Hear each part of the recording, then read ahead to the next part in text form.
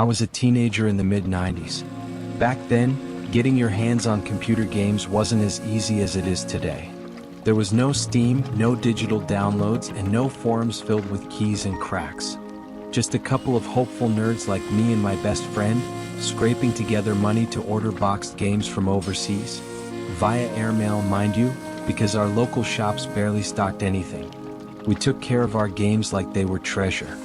We traded back and forth, copied the copy protection when possible, and treated each disc and floppy like gold. We were proud of our small collection. The Settlers, Doom 2, Monkey Island, real classics. Then he came. A new kid joined our class. Let's call him Martin. At first he seemed alright.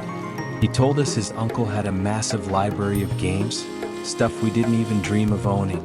Of course we got excited. We offered to trade. He said yes.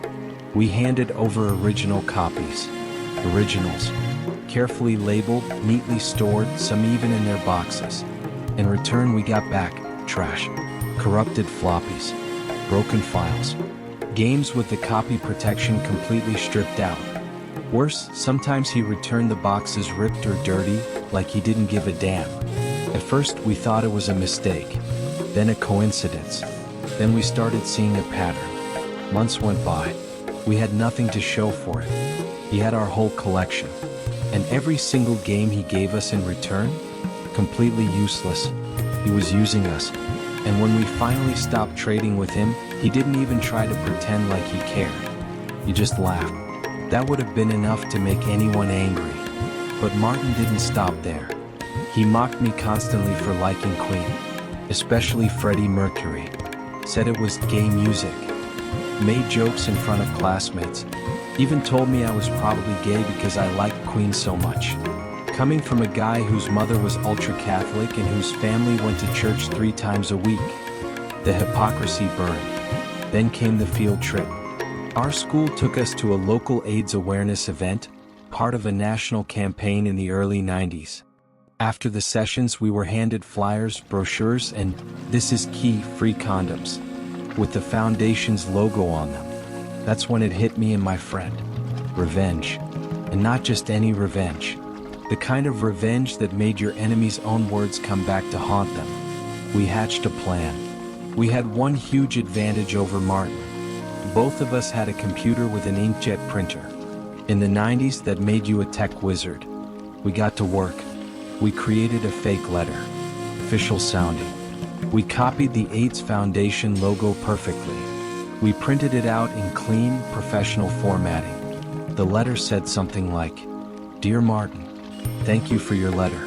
We understand it's difficult being open about being homosexual and that you have many questions after the event you attended with your class. Please find enclosed a flyer which should answer many of your questions as well as some condoms. Please practice safe sex at all times." We sealed the letter in an envelope, included all the flyers we had picked up from the event, added a few of the logo-branded condoms for good measure. And here's the twist, we addressed it not to Martin. We addressed it to Mr. Duh, because we knew his dad opened all the mail in that house. We mailed it, and we waited. We didn't have to wait long. The very next week, Martin didn't show up to school. Then another day. Then another. When he came back, he looked different. Not bruised, but shaken. Quiet.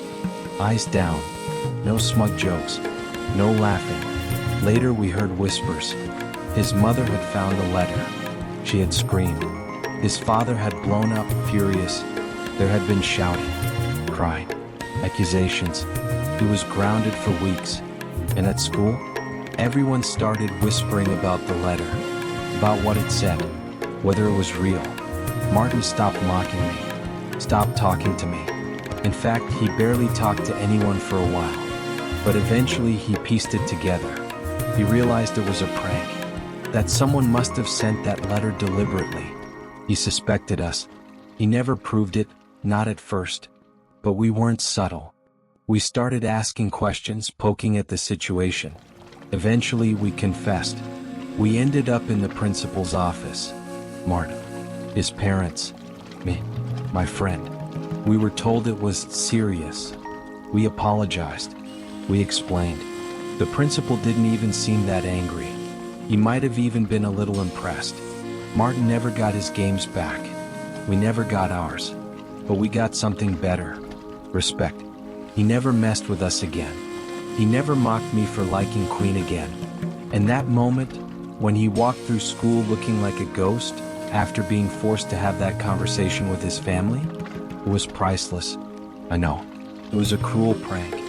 But when you're young, betrayed, and bullied, sometimes the most satisfying revenge isn't about justice. It's about making someone feel the discomfort they gleefully handed out to others. Martin never apologized. He never admitted what he did with our games. But after that letter, he paid his debt. In full. Revenge doesn't always have to be violent or loud. Sometimes it just takes a printer, a well-worded letter, and understanding exactly what someone fears the most. And if you're going to be a jerk, maybe don't mess with two teenagers who are smarter than you. If this story gave you chills, hit that like button and drop a comment telling us, what's the most satisfying revenge you've ever seen or pulled off? And of course, subscribe for more Reddit revenge stories that serve karma cold, with style. Our little company got bought out by a major player, a huge acquisition. We had stock options, and the buyout price was over 4 times what the shares were worth when we opened the head of ops position. People made a fortune, life-changing money. And Claire? She missed every penny of it. Because of one bad decision she made years ago, one selfish, spiteful move, she cost herself a golden ticket. Not because I went out of my way to destroy her, but because she laid the trap. All I did was remember. I didn't yell. I didn't seek her out. I didn't smear her reputation. I just calmly closed the door on her, the same way she once slammed it in my face. Only difference? I did it with grace, with truth, and with a silent satisfaction she'll never fully understand. She played a petty office politics game. I played the long game, and I won. Sometimes karma doesn't come with fireworks. Sometimes it shows up years later, quiet, precise, and brutal in its fairness. So if someone ever tries to crush you unfairly, don't lose heart. Keep working. Keep rising. Because life has a funny way of remembering. If that story gave you goosebumps, or made you shout, yes, at your screen, smash that like button and subscribe for more real stories of revenge, justice, and sweet, sweet karma. And tell us in the comments, what's the pettiest thing someone ever did to you, and did karma ever catch up to them? We'd love to hear it. Until next time, stay sharp, stay kind, and never forget, revenge is a dish best served well earned. Sometimes in life, the deepest wounds are inflicted not by honest failures, but by people who scheme behind your back for their own selfish gain. Being lied about, passed over, and underestimated can make you feel powerless, like the system is rigged and merit means nothing. But the truth? Time is the ultimate judge. This story is a powerful reminder that you don't need to explode in the moment to get justice. You don't need to stoop to their level. What you need is patience, growth, and memory. Because people who rise through manipulation often fall the same way, and when that moment comes, the most poetic justice is simply not helping them when they need you most. The lesson here is clear.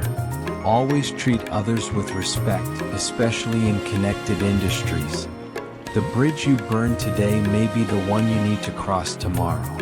And for those who've been wronged, keep building, keep growing. The best revenge isn't rage, it's relevance, resilience, and success that speaks for itself. She blocked my promotion with lies. So years later, I blocked her from a life-changing opportunity. And the best part? She never even saw it coming. In this true Reddit revenge story, we follow a dedicated professional whose hard-earned promotion is sabotaged by a vindictive manager who had never even worked with him. Blindsided and betrayed, He picks up the pieces and builds a new life. But years later, fate gives him a golden opportunity to return the favor, quietly and with devastating impact. This story is about more than corporate drama. It's about the power of patience, the reality of office politics, and the sweet satisfaction of karma catching up with interest. Emotional betrayal from a stranger with power. The helplessness of being slandered in silence. The growth and resilience to move on. A perfectly timed revenge years later. The moral justice that hits when it matters most. Belle, if you've ever dreamed of the day when karma catches up to someone who wronged you, this story will satisfy your soul. Thumbs up, like, comment, and subscribe. If this story struck a chord with you, hit that like button and share your thoughts below. Ever been sabotaged at work? What would you have done in his place? Let's talk about it. Subscribe and turn on notifications, because justice, when told right, is the best story of all.